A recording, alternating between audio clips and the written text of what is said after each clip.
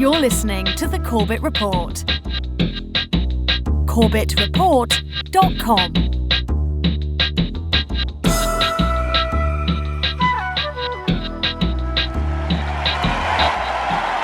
We can do it! We can do it! We can do it! We can do it! We can do it! We can do it!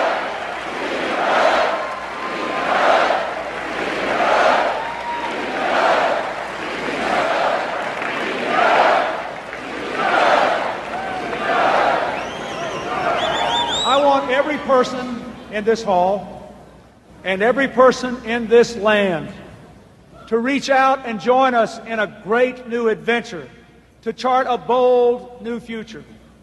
As a teenager, I heard John Kennedy's summons to citizenship.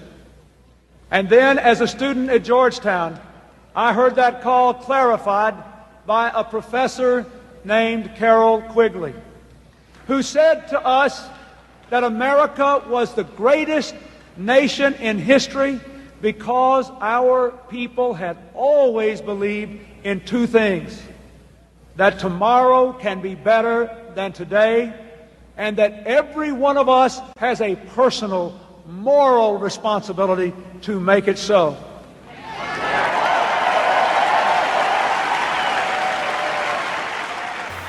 Welcome to episode 58 of the Corbett Report. Meet Carroll Quigley. What you have just heard is young William Jefferson Clinton giving his speech at the 1992 Democratic National Convention, in which he accepted the nomination for the Democratic presidential candidacy in the 1992 elections. As we all know, William Clinton went on to win that election and become President of the United States for the next 8 years. It seems very touching, and to the general public probably a point of endearment, that at this, one of the high points of his entire life, Bill Clinton took the time out to thank his university professor, a then obscure historian by the name of Carroll Quigley, quietly toiling away at Georgetown University. Basic facts about Carroll Quigley can be garnered from the usual sources, such as Wikipedia, and it can quickly be determined that Carroll Quigley was indeed an historian at the Edmund A. Walsh School of Foreign Service at Georgetown University. He wrote lengthy, intimidating historical treatises on an otherwise neglected aspect of modern history. Two of the most important of these treatises was The Anglo-American Establishment, From Rhodes to Cliveden, and Tragedy and Hope, A History of the World in Our Time. Both of these books are available online, and again, please look in the documentation list for this week's episode to find links to both of those books. While none of this sounds particularly startling or interesting, Carroll Quigley's books in fact proved to be bombshells in the historical community, and have been written about, discussed, and debated ever since their publication. To get a sense of what Quigley was writing about, and why it is so controversial and important, I'll read now a short passage from the preface for The Anglo-American Establishment. Quote, "The Rhodes Scholarships, established by the terms of Cecil Rhodes' Seventh Will, are known to everyone. What is not so widely known is that Rhodes, in 5 previous wills, left his fortune to form a secret society, which was to devote itself to the preservation and expansion of the British Empire. And what does not seem to be known to anyone is that this secret society was created by Rhodes and his principal trustee, Lord Milner, and continues to exist to this day. To be sure, this secret society is not a childish thing like the Ku Klux Klan, and it does not have any secret robes, secret handclasps, or secret passwords. It does not need any of these, since its members know each other intimately. It probably has no oaths of secrecy, nor any formal procedure of initiation. It does, however, exist, and holds secret meetings, over which the senior member present presides.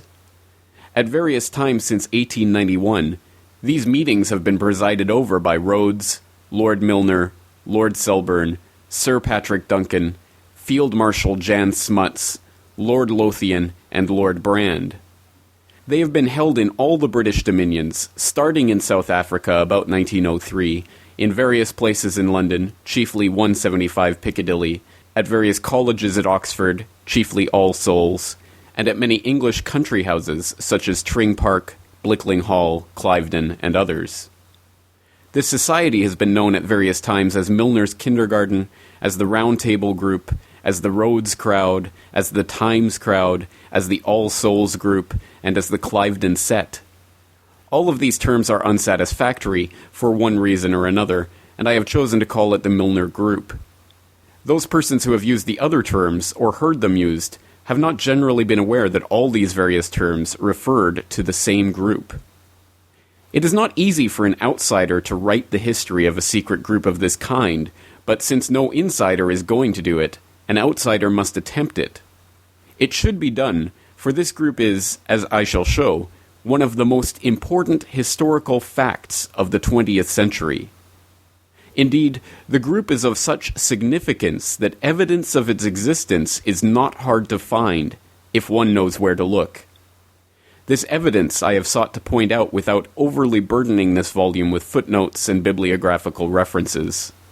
While such evidence of scholarship are kept at a minimum, I believe I have given the source of every fact which I mention. Some of these facts came to me from sources which I am not permitted to name, and I have mentioned them only where I can produce documentary evidence available to everyone. Nevertheless, it would have been very difficult to write this book if I had not received a certain amount of assistance of a personal nature from persons close to the group. For obvious reasons, I cannot reveal the names of such persons, so I have not made reference to any information derived from them, unless it was information readily available from other sources." End quote. Well, for those who understand their history, what this otherwise mainline professor of history has just stated is rather extraordinary. What he proposes in that preface, and indeed throughout the Anglo-American establishment and Tragedy and Hope, is nothing less than a conspiratorial view of history, the idea that a secret society, founded by Cecil Rhodes, administered by Lord Milner, and continued on well into the 20th century, affected international relations in ways that historians had not hitherto taken into account. It's difficult to put into perspective just how important and how against the grain of traditional historical scholarship Professor Quigley's books were, but an indication of the unorthodox nature of this material can be gained at looking at the secrecy with which he treats his material. Not only does he call the group that he is writing about a secret society, he also openly admits that the inside sources of his information could not be made public. If all of this seems extremely secretive for a mainline professor of history at Georgetown University, who served as a consultant to the U.S. Department of Defense and the U.S. Navy, then it probably is. But just as a further illustration of this point, let's listen to some highlights of an interview that the extremely reclusive Professor Quigley gave in 1974, in which his insistence on secrecy and discretion might be seen as a little bit odd for an otherwise staid professor of history. You see, now here's what happened, and I don't know whether we want to get this on tape, but I'll put it on tape. But look, you've got to be discreet. Sure. You know, you have to protect my future. Sure. As well as your own. Sure. All right. So I better stop talking because, you see, this gets into all kinds of things. Now, and he had got this, and you want to shut that off? Just a second. And so the plot thickens. Evidently there are things about this group and his sources of information that Professor Quigley would not like to, or was not able to, discuss. Again, this is extremely interesting, but let's take a look at what Professor Quigley actually could discuss about this group, which he wrote about. Let's listen to Professor Quigley in his own words from that same interview, discussing this secret society, which had such a profound influence on 20th century events. The group that I'm writing about was originally, in my mind, the group established secretly by Lord Milner in 1908 and 1999 called the Round Table Group, which still publishes a quarterly magazine called The Round Table in London, which is one of the world's best sources of international relations information since 1910. The first editor of it was Lord Lothian, at that time Philip Kerr, K-E-R-R, and nobody knew this really for years. I got to know things, and I investigated that group, you see? Now, how I found it is very interesting. I noticed that prominent people in English life had Fellow of All Souls College, Lord Halifax, who was the Secretary of State for Foreign Affairs, and then they made him ambassador to America. When they take the Secretary of State for Foreign Affairs and makes him ambassador to Washington, which most people would consider a downward step, it shows how important they considered Washington's support would be in World War II, you see? All right, he's a Fellow of All Souls. The fellow who summoned Neville Chamberlain in the 10th of May, 1940, and said, "For God's sake, go," was Leo Amory. All right, he was a sidekick, the chief lieutenant, political lieutenant of Lord Milner. You see, he was a Fellow of All Souls. And so I decided I would study All Souls. This is purely historical. I got the names of all people who had been Fellows of All Souls since 1899 to whenever I was doing it, which would be about 1947. And there were 149 of them. I discovered most of them were fellows for only 7 years, which is the regular appointment. It's of 7 years. But some of them were for 55 years, Fellows of All Souls. A man named Dougal Malcolm, who was the head of the British South Africa Company, which is what Rhodesia, you see. And he was for 55 years. I discovered that Lord Brand, who had been with Milner in South Africa, was for years, and he was the head of Lazar Brothers Bankers in London. And I discovered that Leo Amory was for years, and so forth.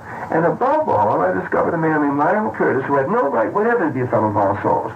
You get to be a Fellow of All Souls either because you are a very prominent person, and as an honorary thing you will become an honorary fellow for 7 years, or because you are an outstanding scholar and you get it by competitive examination when you graduate.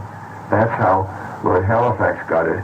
His name was Charles Wood in 1903. When he graduated from Oxford, he took the competitive examination and got it. But he's kept it. Now, I discovered he kept it because he went immediately to South Africa and met the kindergarten, which was the group of people that were running South Africa for Lord Milner, you see. They were called kindergarten because they were all young kids, you see.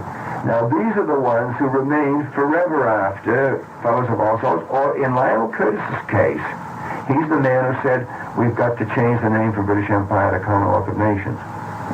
And the reason is they had been students of Alfred Zimmern, who wrote a book in 1909 called The Greek Commonwealth, describing ancient Greece, you see, and who was the man who made Arnold Toynbee a great classical scholar, do you see, and brought him into international affairs. Now, I knew none of this. All I knew is that here was a fellow, Lionel Curtis, who was such a poor student, it took him 15 years to get his degree, and then he got it about the lowest pass degree or something that you could ever get. And nobody knew it. Nobody had ever heard of him. Right. But he was furthermore, company. I later discovered, furthermore, he was Lord Halifax's roommate at All Souls for years. And then I discovered this fella is behind everything that's going on. Lionel Curtis, you see? Now, I don't think we should talk too much about this. Well, no, I You see? All right. But having discovered that, I met Alfred Zimmern. He came here to give a speech. And I said, isn't it funny that the All Souls, he said, that's the Round Table Group. I had never heard of them. That shows how little I knew. They've been around since 1909 and published this magazine since 1910, and this is 1947. And I said, what is the Round Table Group? He named them, who they were. And he says, I was a member of them for 10 years, from 1913, and they brought me in and invited me because I was in the Workers' Educational Alliance. This was extension programs, night courses, summer courses for workers. Workers' Educational Alliance. And he said, that's why they brought me into it, and I was for 10 years, and he says, I resigned in 1923 because they were determined to build up Germany against France. He says, I wouldn't stand for it, so I resigned. Now, when I met Lord Brand later and asked him about this, he had never seen the letter of resignation. Now, and so I better stop talking because, you see, this gets into all kinds of things. Now, this is... I knew the Round Table Group was very influential. I knew that they were the real founders of the Royal Institute of International Affairs, and I knew they were all the stuff that's in print, that they were the real founders of the Institute of Pacific Relations. I knew that they were the godfathers of the Council on Foreign Relations here. I knew that, for example, you know the big study of history, many volumes of Arnold Toynbee? All right. I knew the manuscripts of that were stored in the Council on Foreign Relations during the war so they wouldn't be destroyed by German bombing, do you see? And so forth. And so forth. So I began to put these things together and discovered that this group was working for the following things. They were a secret group. They were working to federate the English-speaking world. The English-speaking world. They were closely linked to international bankers. They were working to establish a world, what I call a three-power world. And that three-power world was the Atlantic Bloc of England and the Commonwealth and the United States, Germany, Hitler's Germany, Soviet Russia, the three-power world. Now, in that interview, Professor Quigley does not talk about his material as if it were bombshell information, and certainly not as if it was a major revision of all mainline academic history up until that point. But there is no doubt that that's exactly what it was, a major revision of all currently accepted history. To get a better handle on this subject, let's listen to a speech made by the excellent speaker G. Edward Griffin, whom we've featured on previous editions of the Corbett Report podcast. In a speech made in Austin, Texas in April of this year, G. Edward Griffin discussed Carroll Quigley and his unorthodox view of history. The speech was organized by the Project for a New American Citizen, a student activist group based at the University of Texas. Let's listen to some highlights from G. Edward Griffin's speech, which was entitled The Quigley Formula, a conspiratorial view of history by the conspirators themselves. Now, I'm going to summarize the story that Carroll Quigley presented in his two books. I'm going to paraphrase it in my own words, and I'm going to be as careful as I can not to exaggerate or to leave anything out that's important. And then when I'm all done, I'm going to go back to Quigley himself and read excerpts to illustrate that I have not distorted what he has said. But it's spread over so many pages that you have to bring it together and condense it. And that's going to be my mission now. See if I can do that. And here's the story. It was at the end of the 19th century that a secret society was formed in England by Cecil Rhodes. Cecil Rhodes is well known in history for being one of the wealthiest men in the world. He was the top political figure in South Africa toward the end of the 19th century. He had amassed a tremendous fortune because he had acquired control of the diamond mines and the mineral deposits, primarily the gold deposits in South Africa. He had a monopoly over them, personal monopoly. You can imagine the amount of wealth. Untold. I don't think anybody ever knew what it was or could count it. It was very private wealth. But it was perhaps one of the greatest, if not the greatest, fortunes in the world, certainly ranking up there with that of Rothschild. What people don't know is that when Cecil Rhodes died, none of that vast fortune went to his heirs. It was all transmitted and used for the purpose of creating a secret society. And the purpose of the secret society, according to Cecil Rhodes' wills, and there were several of them, was to create an organization that would literally control the world from behind the scenes, using measures and strategies and tactics so that the rulers would never be seen. They would operate behind the scene. They would put forth political figures and commentators and frontmen who would be viewed by the population as the movers and shakers of society, but they really would be frontmen. They would be ruled from behind the scene by the members of this secret society. And this was all outlined in 5 wills that Cecil Rhodes left. We know a little bit about one of those wills. It has made it into mainstream knowledge because it was used to create the Rhodes Scholarship. By the way, President Clinton was a Rhodes Scholar. Should not be a surprise to anyone. But the Rhodes Scholarships are known, and we think that just a means by which this benefactor, Cecil Rhodes, left a large amount of money so that worthy students could get a good education.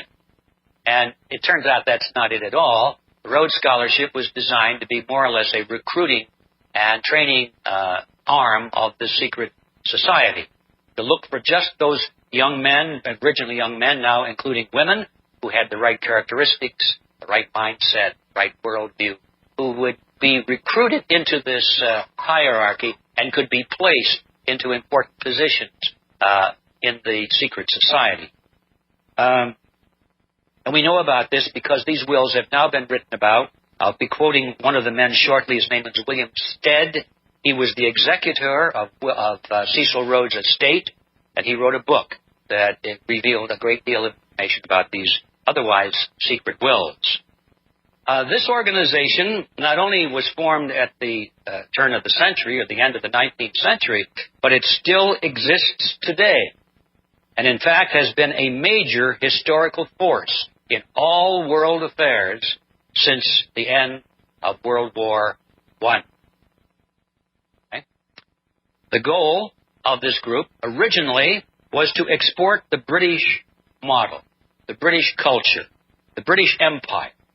Cecil felt that the British had the finest legal system, the finest language, the finest culture, the finest government in the world, and it was, he felt, their obligation, noblesse noblesse, to rule the world so that they could spread this wonderful culture to the rest of the world, so the ignorant masses of the world could benefit from what they had developed in England.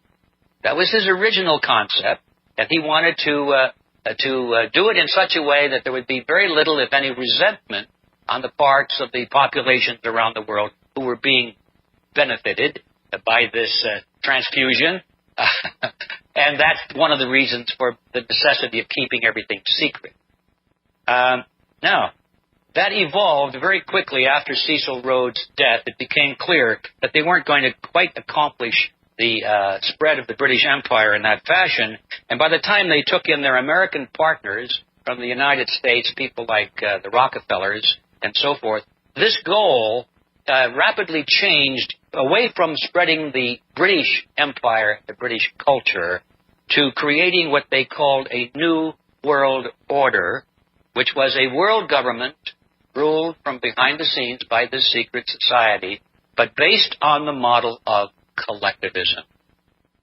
Now, the methods, very important to understand the method by which they hoped to accomplish this. Not to be done by guns, not to be done by invading armies. It was to be done through infiltration of the power centers of society. It would be done not by large numbers of people, but a very small group of people in the secret society who would consciously go into the power centers of society, move to the top, and lead the masses through the organizations to which they belong. The political parties, the government agencies, church organizations, labor unions, media centers, corporations, you name it. You know, people have a herd instinct. We move together. We flock together. We have leaders. We have opinion leaders. And the masses are always flocking around their leaders. And so Cecil Rhodes and his companions knew this, and they were very wise to choose a strategy which said, we don't need to control the masses one by one. All we need to do is capture control of the organizations of the masses. And in that fashion, we can lead with extremely small numbers behind the scene. That is the method by which they have been accomplishing their goal. Now, the structure, very interesting. This is where it really gets off the wall. The structure that they chose was modeled directly after Adam Weishaupt's Illuminati, of all things. Now, we're told today that the Illuminati doesn't exist. And I don't know whether it does or not. If it does, it may or may not have historical continuity back to the original, which was formed in 1776 by Adam Weishaupt. You know, it was supposedly disbanded in Bavaria a few years later. The Bavarian police raided the home of one of the high dignitaries of the Illuminati, and they captured all of the personal papers written by the dignitaries and by Adam Weishaupt. And these are now, I believe, in the London Museum or the London Library, the British Library. And so a researcher can go there and read these things, and I've read copies of them. And I was just amazed when I was reading through Cecil Rhodes' information to find out that Cecil Rhodes had copied the structure that Adam Weishaupt had created for his Illuminati. Now, does that mean there's a connection? No. It just means that obviously, I think it's obvious that Cecil Rhodes had read the same papers I did and said to himself, this is a good idea. But what is this structure? Weishaupt called it rings within rings within rings. And what he meant by that was that the people involved in this secret group were not to be aware that they were being directed by a smaller group, a smaller ring inside the outer ring. And he said that, for example, the leaders of the group should be the founder and maybe one or two of the brain trust. They would be at the hardcore center, perhaps the all-seeing eye, you might say. But around them, they would build a slightly larger group of people, of maybe 80 or 100 people or 200 people, who would think that they were the whole enchilada. They would not know that there were three running the show from the inside, and they were not supposed to know. Maybe eventually some of the more astute ones would be allowed to know that, and they might be recruited into the center, but most of them would not ever know in their whole lifetime. Then that group would create around itself another ring, much larger in number, perhaps several thousand people. And they would think that they were the whole show, too, not realizing that there were a smaller group on the inside controlling them. And finally, that larger ring would create another one which would reach out into mass organization with truly large numbers of people. And for sure, most of those people would never dream in their wildest imagination that their whole structure was being directed from rings within rings within rings. And that is exactly the formula that Cecil Rhodes chose. Now, the result of this strategy and these goals is that this organization remains invisible. The inner circle of this very hard-to-see group, they call themselves the Society of the Elect. And there again, that phrase is taken directly from Adam Weishaupt. Amazing. Now, originally that was Cecil Rhodes and a brain trust from British banking circles and politics. As I mentioned a moment ago, that center of gravity shifted away after Cecil Rhodes' death to the Rockefeller Group, and now it has centers of very strong influence in such groups as Bilderberg Group, the Trilateral Commission, and that sort of thing. And it also shows up in some of the financial circles, the financial meetings, the G7 meetings, G6 meetings, so forth, take place around the world. And the goal has shifted, as I mentioned, away from the center of the British Empire to the New World Order based on the model of collectivism. The secondary rings around this inner Society of the Elect, they call roundtables. That's their name for them. And these exist in the United States, Great Britain, and all of the former British dependencies. This is the outer ring. This is one more ring out.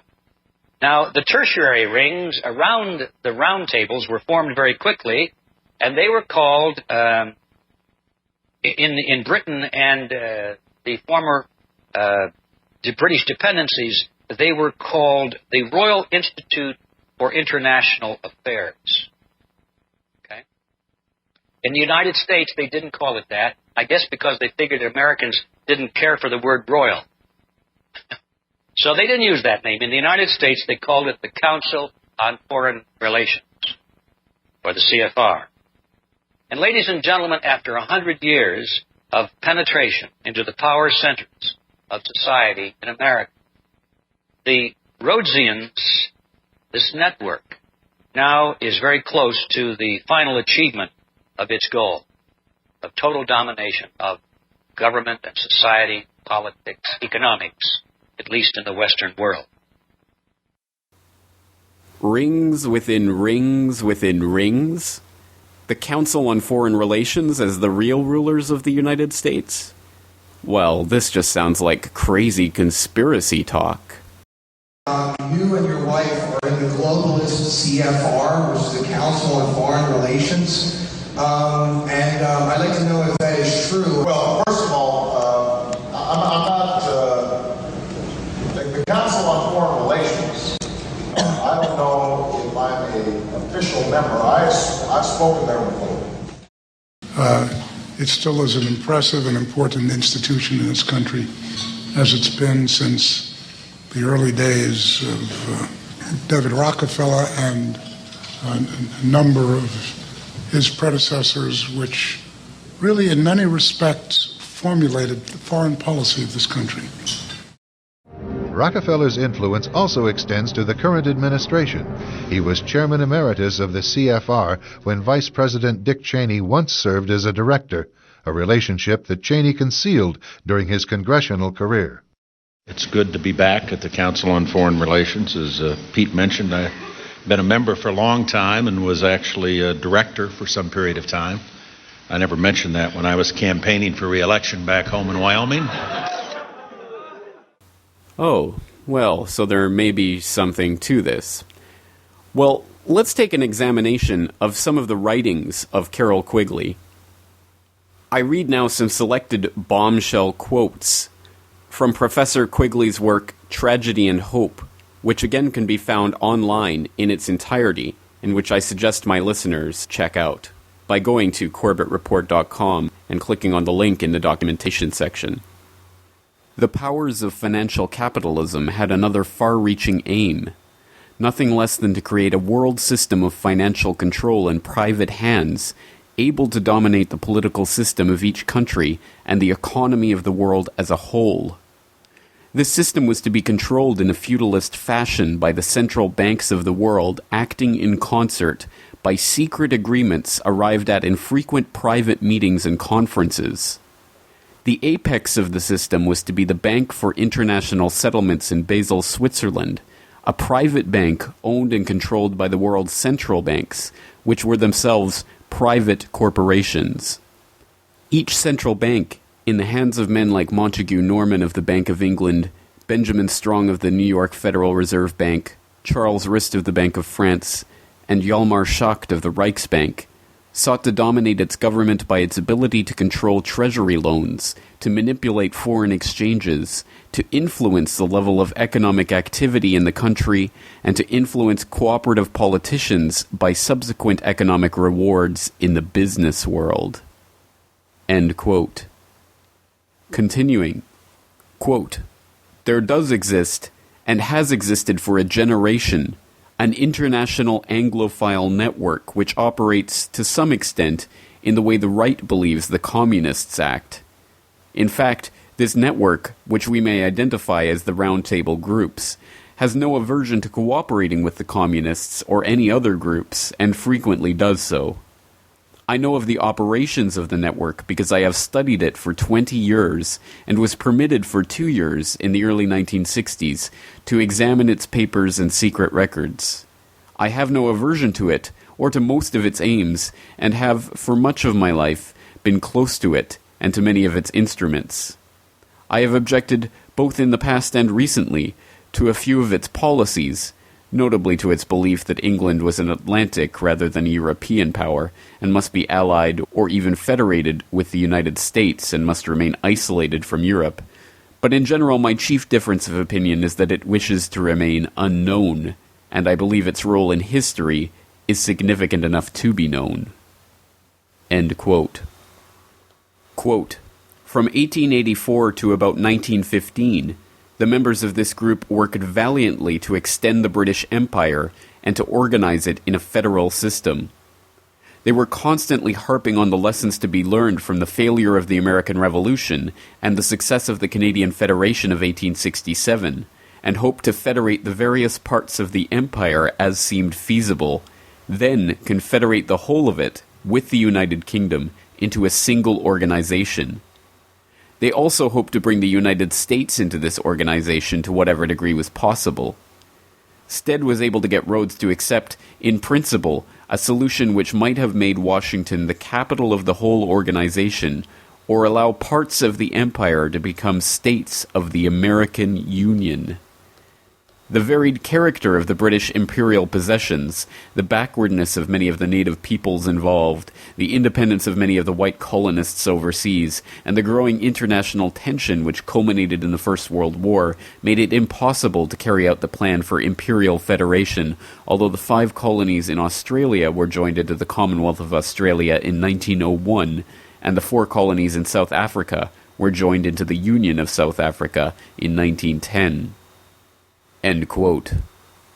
Continuing, quote, the chief problem of the Eastern establishment for a long time has been how to make the 2 congressional parties more national and international.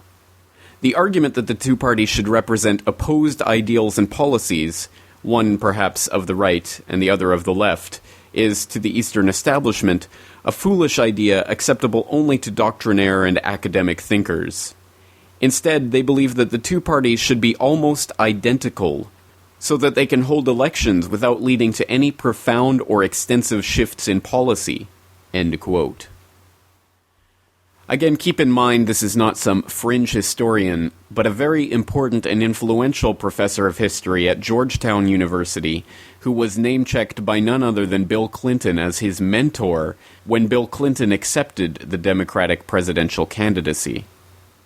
What is being admitted here is nothing less than the existence of a system of political and economic control that extends throughout the known world into the realms of geopolitics and international relations, administered through a group of shadowy round-table groups hiding behind front organizations.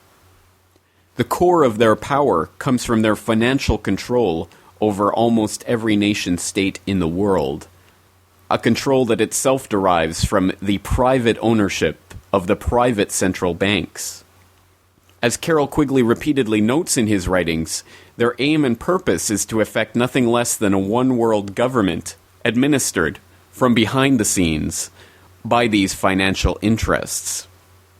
How this relates to current events is now not difficult to piece together, and a good place to start might be an article released by the Corbett Report on the 21st of July 2008, headlined "Breaking the Economy in Order to Fix It: How and Why the Elite Are Engineering the Next Depression." This article reads, quote, "There's a corollary to the old adage, if it ain't broke, don't fix it. That is, if you want to fix something, you'd better break it first. The logic is simple enough for a child to understand, yet most adults fail to grasp it. Take the current financial meltdown which is threatening to bring down the American empire and destabilize the world economy. That it has been created by the greed and avarice of those at the top of the financial pyramid is easy enough to demonstrate. Bubbles Greenspan, ex-chairman of the Federal Reserve, pretended to save the economy after the popping of the dot-com bubble by lowering the prime lending rate to 1%, thus creating the housing bubble. Financial investors, sensing opportunity, began making risky loans to unsuitable candidates and dressing these loans up as AAA securities through financial wizardry. Rating agencies and regulators looked the other way. Finally, when the loans started to default and the bubble began to burst, Helicopter Ben Bernanke, the current Fed chairman, lived up to his moniker by dropping tens of billions of Federal Reserve funny money liquidity onto Wall Street from his metaphorical Fed helicopter. As a result, the dollar continues to devalue at an ever-increasing rate, leading to price rises on imports across the board, including, of course, oil. These facts are easily understood. What is less easily understood is that the crisis itself, a perfectly predictable result of the reckless lending habits of the mortgage lenders and the loose monetary policy of the Fed, is in fact intended to bring about a situation which could only be fixed by centralizing power in the hands of the bankers who have created the problem in the first place. The concept itself is perfectly simple. In order to justify bringing in a new system, the old system must be destroyed. The confusion sets in, however, because the international financial oligarchs puppeteering the system have used a smokescreen of national central banks like the Federal Reserve in the US and the Bank of England in the UK to perpetuate the false appearance of a system of disconnected competing national interests. The ultra-wealthy financiers of one country, according to this myth, have nothing in common with the ultra-wealthy financiers of another. When it is revealed that these national central banks are in fact privately owned by the same few ultra-wealthy financiers, it becomes clear that the current economic system is run by a network of elites connected across national borders by their common interest in expanding their own wealth and power. From this perspective, it is easy to understand that the implosion of the current national economic order in favor of an international order is actually in the best interests of those elite string pullers who are in the position to pull the plug on the current system.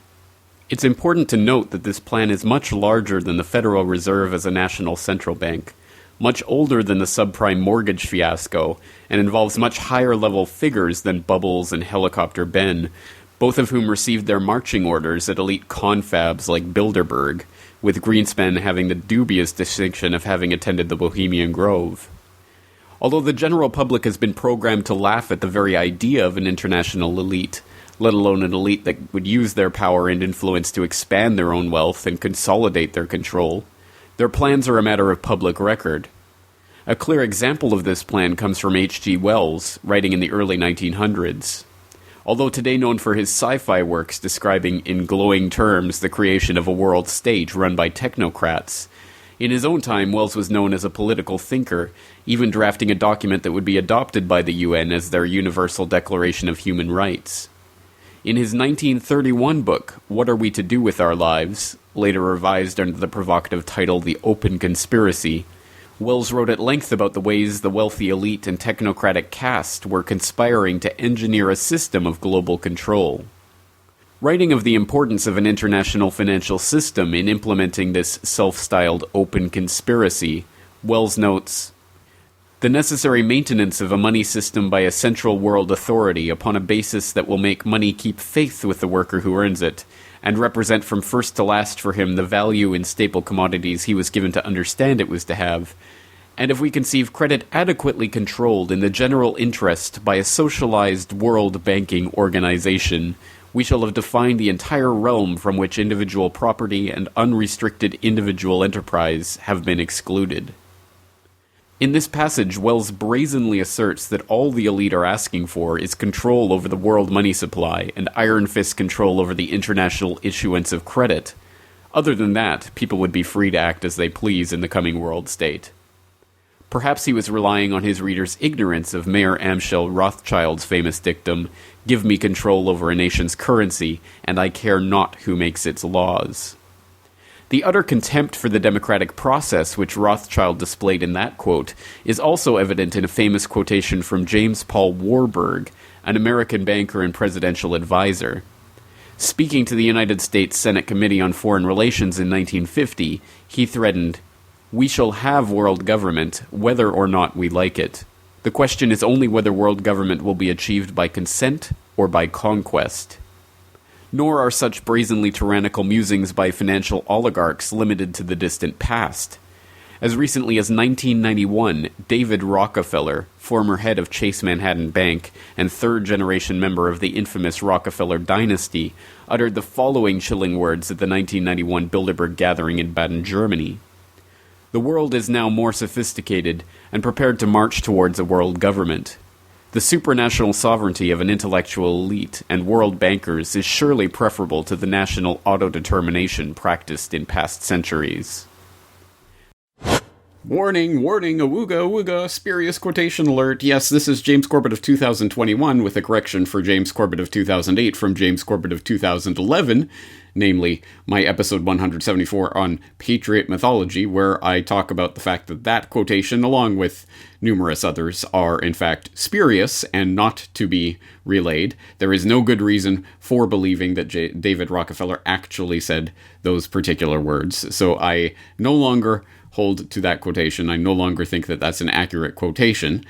At any rate, having said that, you can obviously get more information on that in episode 174 of the podcast. And now back to this 2008 rebroadcast. The game plan of the ultra-elite, those select few who hold the purse strings of entire nations in their hands, has not changed in centuries. They continue to push for the formation of world government as a way to formalize their control over the supposedly free nations of the world and expand their already incalculable wealth. Is it any surprise, then, that we see Timothy Geithner, the president of the Federal Reserve Bank of New York, coming out the very day after attending Bilderberg 2008, proposing the elite solution to the current financial crisis? The ceding of powers from the national central banks into a strengthened BIS, International Central Bank, that, exactly as H.G. Wells had wished, would consolidate control of the money supply and the power to issue credit in the hands of the international bankers. The simplicity of the entire plan is laid bare in a simple observation. The financiers used Bilderberg minions like Greenspan and Bernanke to create the problem.